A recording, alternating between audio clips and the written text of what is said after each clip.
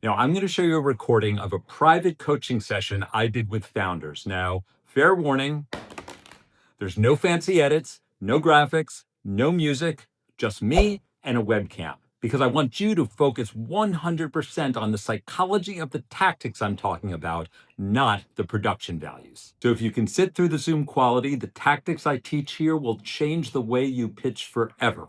So let's dive right in. I want to talk to you about the way you present this opportunity. Now, nobody ever wants to hear you read a list of bullets. That's why, honestly, I do whatever I can to steer founders away from using a deck in a pitch meeting because you want to have a free flowing conversation. And you are not trying to argue a point to them because that automatically puts them in defensive mode to get to those challenge questions. What you want to try to do is tell a story where you bring them along for the ride. Now, that doesn't have to, when I say story, it doesn't have to be once upon a time, or it could be your founder story as like a prelude. But I think it's important to remember that investors aren't like math robots, right? They think with their heads and their hearts, right? They don't walk away from a pitch meeting and say, like, well, this is a big opportunity because their TAM is this and they're going to get this percentage of the market and their revenue is going to grow from this to this. I mean, maybe that's in the back of their head as like a qualifier. But if you tell them a story, and I'll tell you what some of those components are, they're going to remember that, right? So one example of that is, the old cliche you learned in English class, creative writing, show, don't tell. That is so powerful and so easy to forget when you're rattling off bullet points, right? And when you show something, that could be telling an anecdote. So you could say, I worked, whatever, I got my graduate degree at MIT. That's a fact, right? But you could also say, I started at MIT thinking I was going to be a mechanical engineer, but then I found this one problem that really intrigued me. So I went and found my mentor and advisor who had actually won a Nobel Prize in this. And I worked under him as a lab assistant. And I realized that I was actually onto something, but I was asking the wrong question. I was asking, and then you say the real question, but really, and that's where I came up with the idea for this company.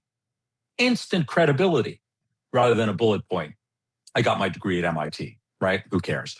So one other way to do that is to make it visual, like a movie.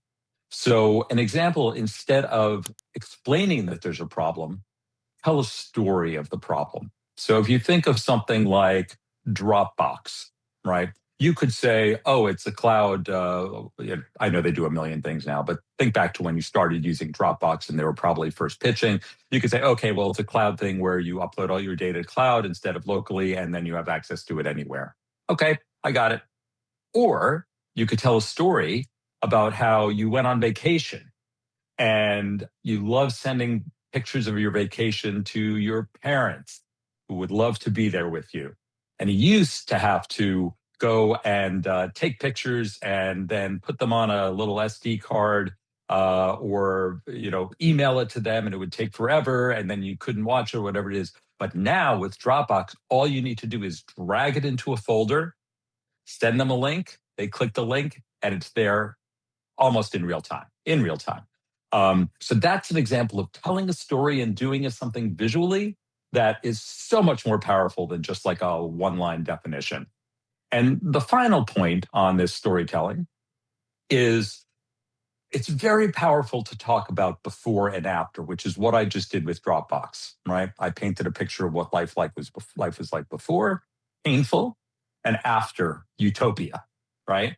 And if you think about all the great stories through history, this is the hero's journey, which is a cliche, but there's a reason like half of literature is in the hero's journey, right? What does it happen? It happens with your hero, which is you or someone you're describing who's the user, in a world of pain, right? They recognize that pain. You see and feel that pain. I think about Star Wars, like Luke Skywalker, and then there's an inciting event.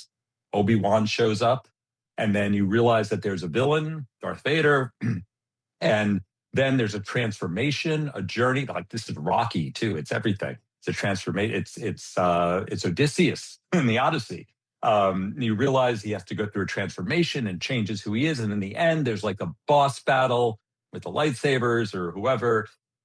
And in the end, you're victorious. God, that's so much more memorable. Every great novel, every great movie has that. And you want to inspire that story as well. I'm going to wrap up with a little bit of a speed round.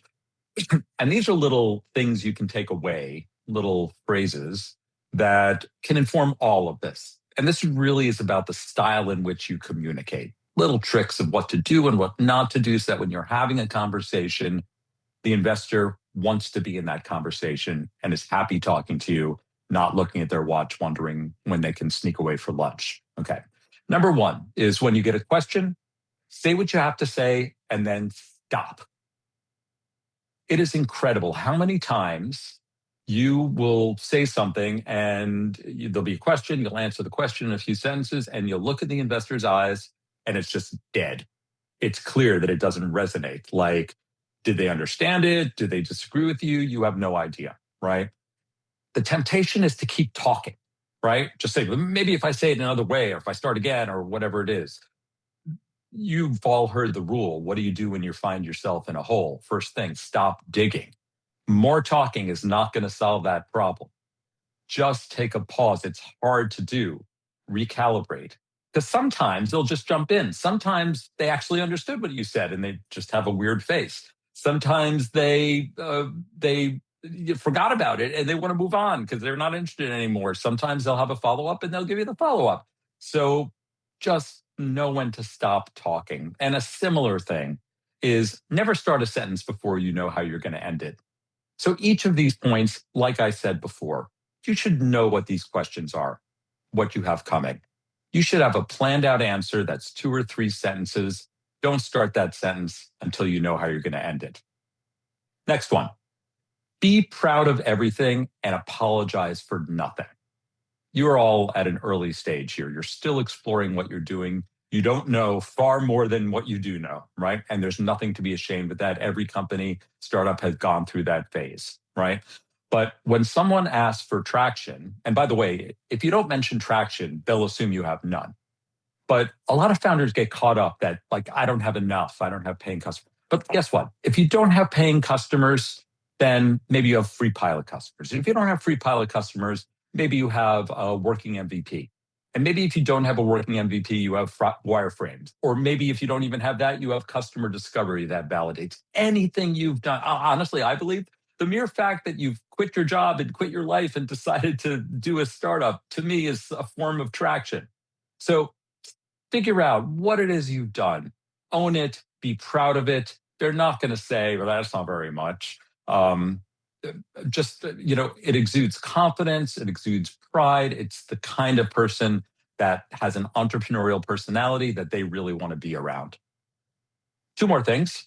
Number one, and this is as much a delivery as a content thing. What you do, what you talk about, what you're pitching, you should make it sound like magic. And this is, you've all heard, make it a medicine, not a vitamin. But you should be so enthusiastic about this. If you're not enthusiastic, nobody else is going to be.